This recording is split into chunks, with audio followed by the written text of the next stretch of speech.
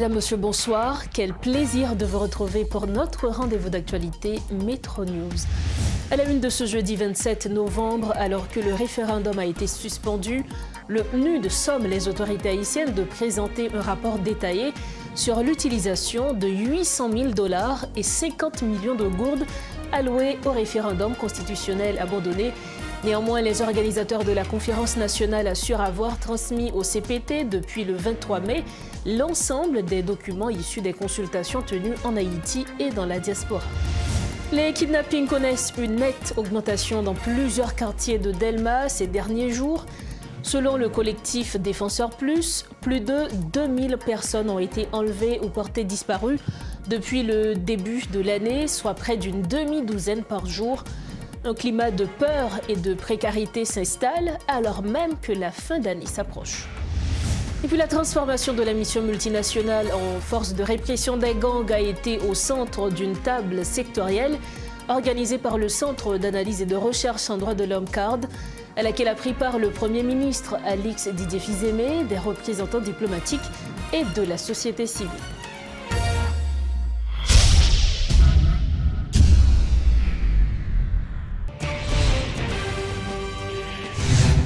Bienvenue au développement des titres de l'actualité. Le programme des Nations Unies pour le développement PNUD a sommé les autorités haïtiennes de fournir d'ici au 30 novembre un rapport détaillé sur l'utilisation de 800 000 $ et de 50 millions de gourdes destinées au référendum constitutionnel avorté, alors qu'aucune reddition de comptes n'a encore été transmise. Suite à cette demande, les organisateurs de la conférence nationale affirment avoir remis depuis le 23 mai à la présidence l'ensemble des rapports issus des assises tenues en Haïti et dans la diaspora. Pour rappel, ces assises visaient à recueillir les contributions de divers secteurs de la société haïtienne, tant dans les 10 départements du pays qu'au sein de la diaspora, dans le cadre du processus de dialogue national. Autre grand point, la transformation de la mission multinationale en force de répression des gangs a été au centre d'une table sectorielle organisée par le Centre d'analyse et de recherche en droits de l'homme CARD, à laquelle a pris part le Premier ministre Alix Didier Fils-Aimé, des représentants diplomatiques et de la société civile. L'occasion pour le Premier ministre d'annoncer l'installation prochaine du Bureau d'appui des Nations Unies en Haïti, chargé de soutenir la force de répression des gangs. Toutefois, sans unité et volonté réelle des acteurs nationaux, la lutte contre l'insécurité sera infructueuse, souligne-t-il. Les représentants de l'OEA, du BINU ou encore du Haut Commissariat des Nations Unies aux droits de l'homme ont renouvelé leur soutien à Haïti. La police nationale d'Haïti se lance dans l'élaboration d'un plan stratégique de développement pour les 4 prochaines années afin d'améliorer l'efficacité de l'institution. Un atelier de discussion et de consultation interne réalisé avec des policiers de tout rang et grade a été lancé mercredi. Cette initiative va renforcer la participation active des cadres et agents de la PNH dans l'analyse des forces et faiblesses de l'institution policière. Elle leur permet également d'exprimer leurs besoins, de partager leurs idées et de contribuer à l'identification des réformes prioritaires essentielles pour améliorer la performance et l'efficacité de la PNH. Selon un communiqué publié par l'institution policière, des représentants du secrétaire d'État à la sécurité publique et plusieurs partenaires internationaux, dont le PNUD et le BINU, ont pris part à cet atelier, témoignant ainsi leur soutien au processus de planification et de modernisation institutionnelle. Cette démarche constitue une étape importante dans la construction d'une police nationale plus moderne, plus performante et pleinement engagée à répondre efficacement aux défis actuels et futurs de la sécurité publique. Depuis plusieurs mois, les autorités policières ont enregistré un pic d'enlèvement dans les zones de Delma 31 et 75. Malgré le renforcement de la présence de la PNH, la situation demeure inquiétante pour la population. Dans l'intervalle, plus de 2000 personnes ont été enlevées ou portées disparues au cours de l'année, selon le collectif Défenseurs Plus, soit une demi-douzaine de cas par jour. En cette fin d'année, le phénomène suit son cours, semant la peur, bouleversant les conditions de survie dans un contexte sécuritaire de plus en plus alarmant, ont déploré des citoyens rencontrés à Delma 31. Suivez ce reportage de Garbijan et de Guitry Choisy.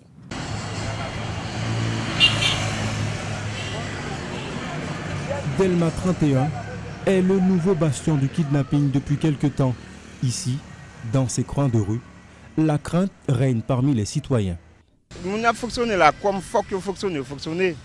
Les gens ont fonctionné avec Pérez, avec Cassé. Et comme si les sorti la caillou, ils mettent quoi dehors, comme si bon, ils ont plus envie de famille, bon, si ils tournent. Alors il y a des gens qui ont grande confiance, ils connaissent vraiment, ils ne peuvent pas gagner. Mais normalement, ça, ils ont un pile problème. Ils ont un pile problème. Ni tout après ils ralenti et toute bagaille dans Delma. La reprise des cas de kidnapping a jeté un froid dans cette zone alors qu'on aurait aimé se réjouir du recul des gangs. Sur cette place publique, deux citoyens chassés de leur quartier d'origine s'interrogent sur cette nouvelle flambée des enlèvements. Pour eux, les conséquences sont un désastre pour la communauté. Les kidnapping est fini. Il finit pour un bois, mais il va finir pour tous côtés. C'est ça, vivre ensemble. Il y a des gens qui jouent, même ils ne fait kidnapping, même ils ne pas accepter ça. Vraiment, côté plus branché kidnapping, plus branché comme c'est Delma 31, Delma 33, Delma 19. C'est ça, toujours, on pense ça. Après ça, il y a des gens qui ont levé tout près dans 31, la bord du pompe là. On voit ça, il dit, ouais, là, fait vraiment près. On voit ça, mais nous-mêmes, nous ne pouvons pas compter ni tête. Je suis là, on tire des tentes. C'est stressant tout ça. Mais l'autre n'est pas ça, on est automatisé sans sou. On quitte la caou, la 24. Et puis on est là pour stresser encore là. Hein? Pour courir et deux monde c'est la même zone. L'autre on quitte la caou, on bat 24, on bat Solino, on bat un Crissois pour amener silo. Le duo déplore la paralysie qui résulte du phénomène. Il se questionne également sur la réouverture d'axes autrefois bloqués, notamment à Nazan ou au Bas Delma, qui permet la reprise du phénomène. Depuis le début de l'année, 2000 personnes au total ont été enlevées ou ont disparu sans laisser de traces, selon Tonal Mortimé, du collectif Défenseurs Plus. Ça veut dire mois novembre, donc dans l'espace 10 à 12 mois, c'est près de 2000 personnes, ou bien plus, passer 2000 personnes, ils ont enlevé, et puis il faut là-dedans, obligé de payer des grosses sommes d'argent pour être capable de joindre liberté. Même gens tout, nous avons des chiffres très alarmants pour même période là, pour cas d'assassinat par balle, moun yo lynché, ouais, donc moun qui mourit par balle, plus passé 4500, et chiffre ça c'est une estimation, parce que nous n'avons pas de capacité pour nous monitorer tout cas de violence. Le phénomène progresse notamment en direction de Delma 75, selon le porte-parole de la PNH, Gary Desrosiers. Dans une conférence de presse début novembre, il a annoncé le renforcement de la PNH dans ces zones. Un renforcement limité, avait-il relaté, tout en appelant la population à la vigilance. Mais nous avons noté que une zone Catalpa, Delma 31 est vraiment en pile, et c'est là tout que nous avons profité, sollicité, appui et collaboration population. Parce que sur le plan même matériel, même, c'est très difficile pour que nous présents dans chaque impassio, à part que même les que nous identifions et patrouillent dans la zone, même parce que les population est extrêmement important pour nous, pour capable aider nous dans ce sens-là, pour que nous capables voire même éradiquer le phénomène ça. Entre-temps, l'inquiétude croît. Nombre de citoyens s'interrogent. Le pire étant qu'être muni d'un badge professionnel, vous identifiant comme fonctionnaire ou autre, vous expose désormais dans certains quartiers à être kidnappé ou tout simplement assassiné. Autre dossier, une série de compétitions sportives interuniversitaires opposant des équipes issues d'horizons divers autour du thème « Le sport au service du développement et de la paix » a été organisée par le ministère de la Jeunesse et des Sports ainsi que par celui de l'Éducation nationale. L'occasion pour le coordonnateur de l'unité de communication du ministère, Berman Gay, de faire le point sur l'avancement de la compétition, dont la finale du Nord, tenue le 15 novembre au Parc Saint-Victor et remportée par l'Institut de diplomatie et des relations internationales. M. Guern a également profité pour présenter le programme des finales de l'Ouest, le football, prévu le 29 novembre au Parc Sainte-Thérèse, et le basketball le 30 novembre à la Place Boyer. Écoutons les propos de Berman Gay. Ministère Jeunesse et Sport et Action Civique voulait applaudir contribution toute institution, tout partenaire, tout acteur dans la famille et sport pays d'Haïti dans la compétition SAYO pour la paix. Conseil, sacrifice, investissement dans l'organisation compétition, c'est expression engagement pour la paix blayi dans le pays d'Haïti. Nous voulons saluer Université Noyo, F2SE/CH, UNAF, UPNCH, UJPM, URAC, ULUM, IDRI qui a remporté la compétition, Université dans Sidio, EDSEC, UGSH, UPSAC, UPH, UNDH, UNASMO, AUC, UCITA, qui ont participé à la compétition dans le Sud. Université dans l'Ouest, Rodriguez cité dans la présentation déroulement de compétition dans l'Ouest. Toute université, ça, il y a une trentaine qui étaient associés à l'idée blayi la paix, les remettez étudiants à disposition nous. Dans un petit temps tout coûte, ils ont réagi pour compétition ça yo t'es capable de réaliser. Vers la création d'une chambre de commerce et d'industrie haïtiano-africaine, une initiative ayant pour objectif de renforcer les échanges culturels et économiques entre Haïti et des pays d'Afrique. Pour en parler, nous avons l'honneur de recevoir sur le plateau de Metro News Maître Nathalie Wakam Cyprien. Maître, bonsoir, merci d'être avec nous. Bonsoir Osberline, bonsoir aux téléspectateurs, aux auditeurs de Télémétropole. Et c'est pour moi un grand honneur et un grand plaisir de revenir dans cette maison et sur votre plateau. Bien sûr. Pour nous également. Voilà.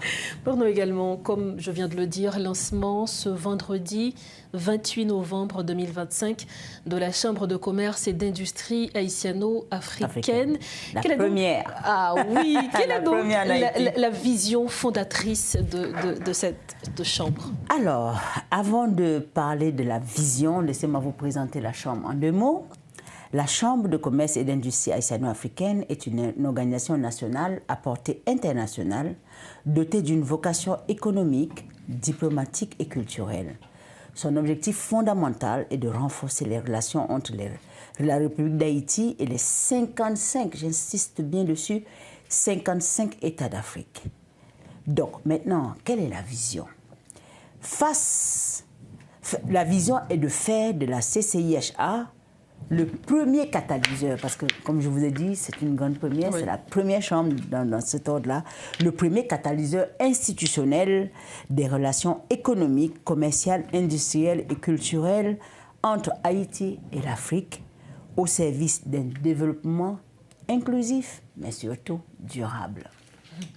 Et quel besoin, quelle opportunité spécifique, j'ai envie de vous demander, que cette chambre justement vise de combler, notamment sur plusieurs plans, sur le plan économique, sur le plan culturel, sur le plan diplomatique?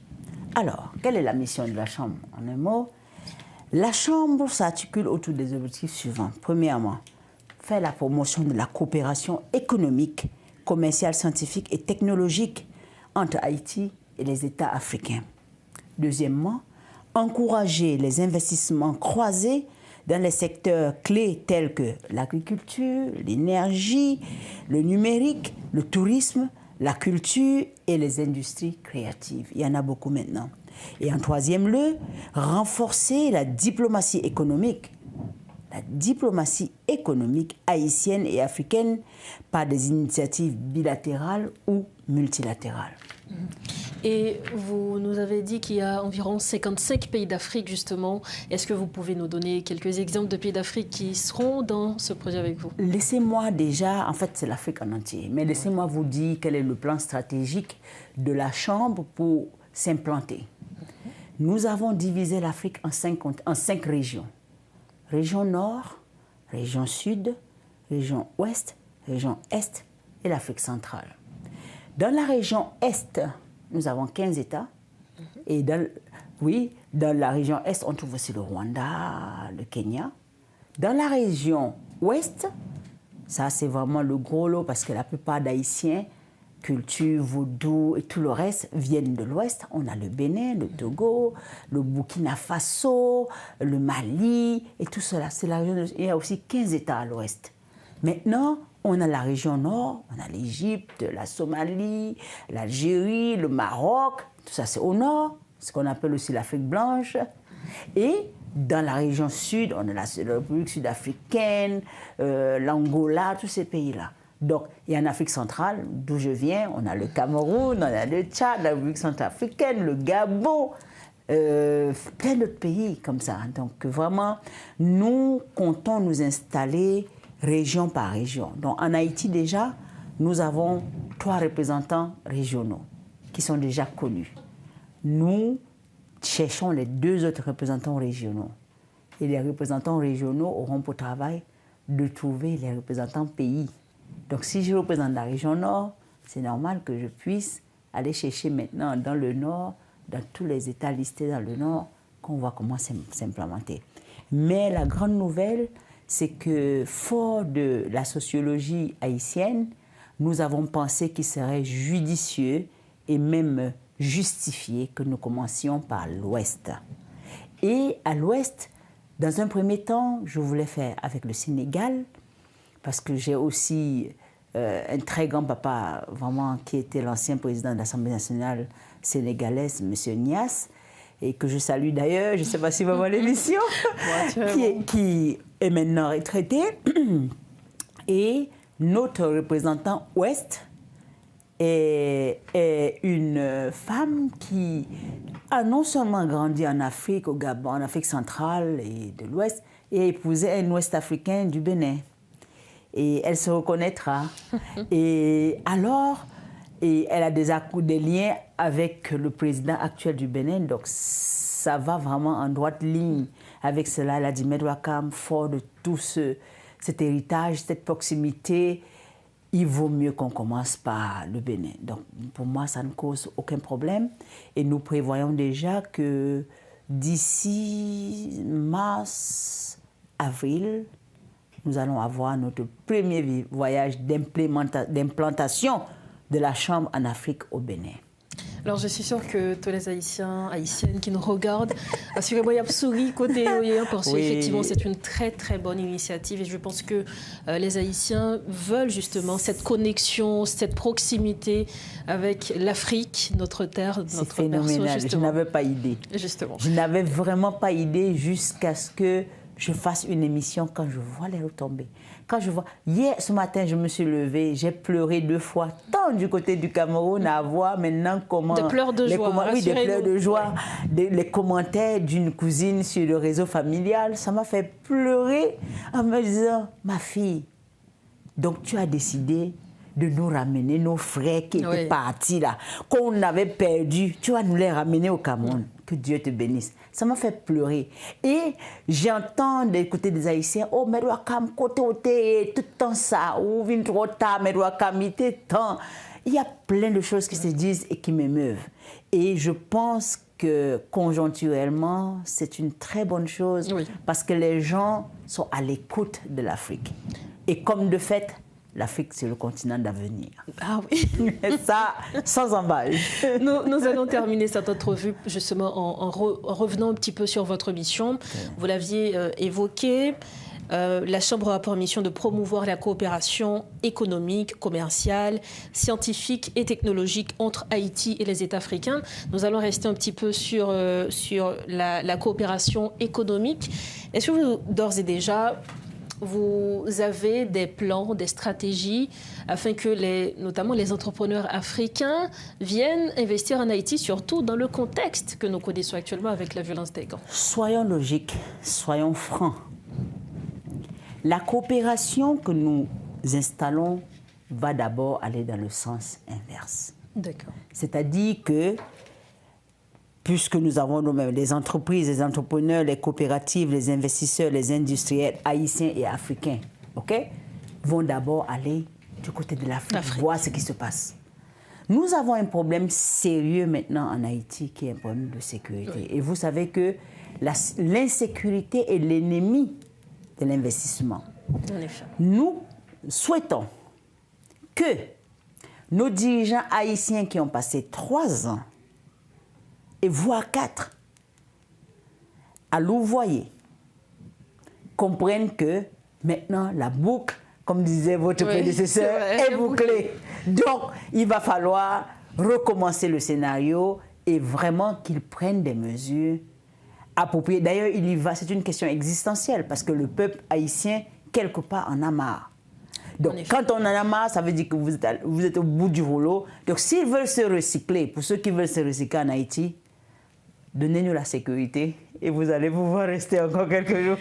Donnez-nous la sécurité. Merci infiniment à vous, Maître Ouakam. Merci beaucoup. Merci beaucoup. Vraiment, je vous remercie. Le plaisir est pour moi. Merci encore. Voilà donc pour cette entrevue avec Maître Nathalie Ouakam Cyprien. Elle était avec nous pour parler justement du lancement ce vendredi 28 novembre 2025 de la Chambre de commerce et d'industrie haïtiano-africaine, la toute première. Merci de votre fidélité à Metro News. Pour refermer la page nationale de cette édition, alors que le service de communication du département fédéral des affaires étrangères a décidé de mettre fin à la carte d'accréditation qu'il remettait aux membres de la presse étrangère en Suisse, l'association de la presse étrangère en Suisse et au Liechtenstein appelle à une négociation dans le but de rétablir un nouveau règlement. Le président de la structure, Jean Musi, attire l'attention sur le fait que cette mesure constitue une menace directe à l'accès des journalistes à l'information. Il est avec nous via Zoom pour en parler. Monsieur Musi, bonsoir. Merci d'être avec nous. Bonsoir. Alors, est-ce que vous pouvez nous donner plus de détails concernant la situation des journalistes étrangers en Suisse actuellement, d'où leur accréditation au Palais fédéral a été bloquée?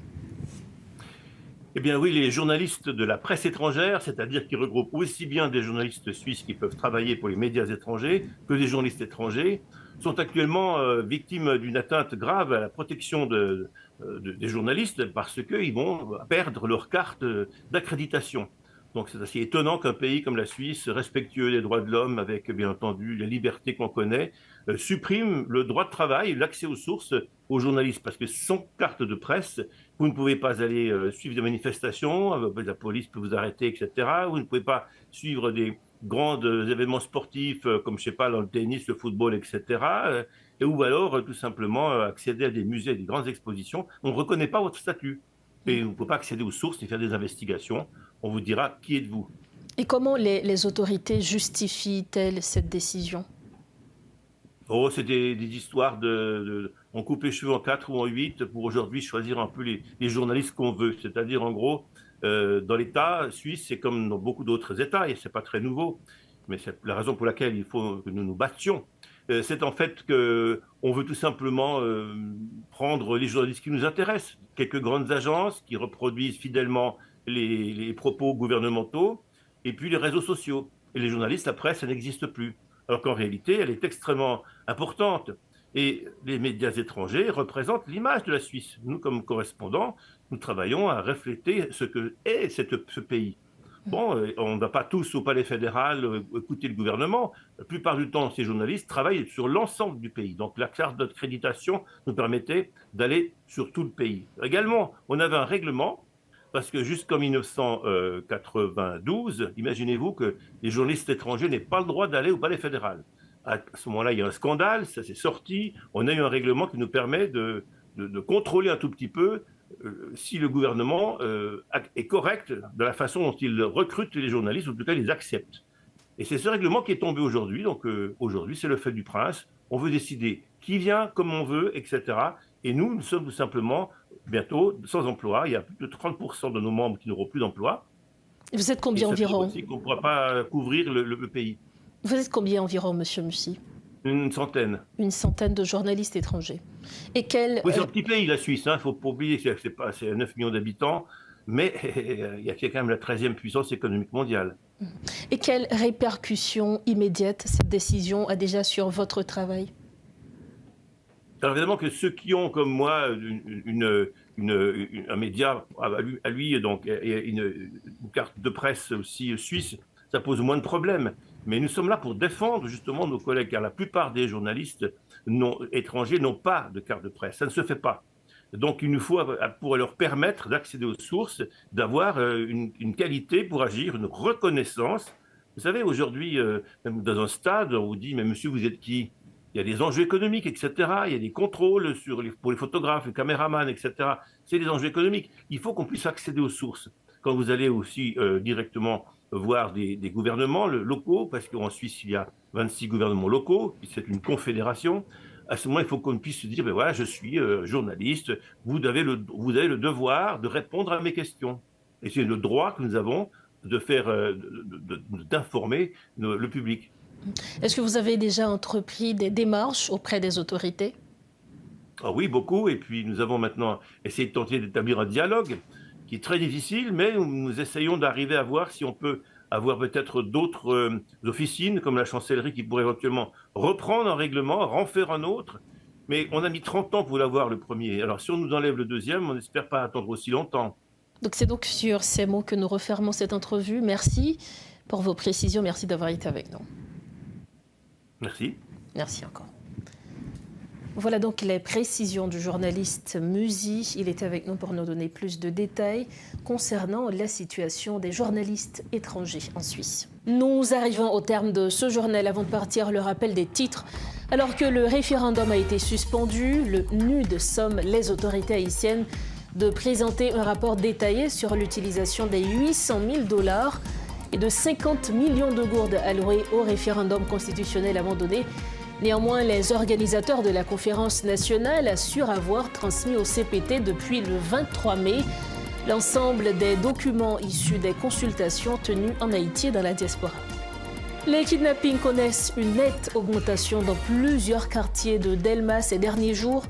Selon le collectif Défenseurs Plus, plus de 2000 personnes ont été enlevées ou portées disparues depuis le début de l'année, soit près d'une demi-douzaine par jour.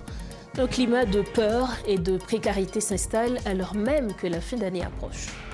Et puis la transformation de la mission multinationale en une force de répression des gangs a été au centre d'une table sectorielle organisée par le Centre d'analyse et de recherche en droits de l'homme CARD, à laquelle a pris part le Premier ministre Alix Didier Fils-Aimé, des représentants diplomatiques et de la société civile. C'est ainsi que nous refermons cette édition de Métro News. Merci de votre précieuse attention. Merci surtout de votre confiance. On se retrouve bientôt. Restez branchés Métropole et prenez soin de vous. Bonsoir.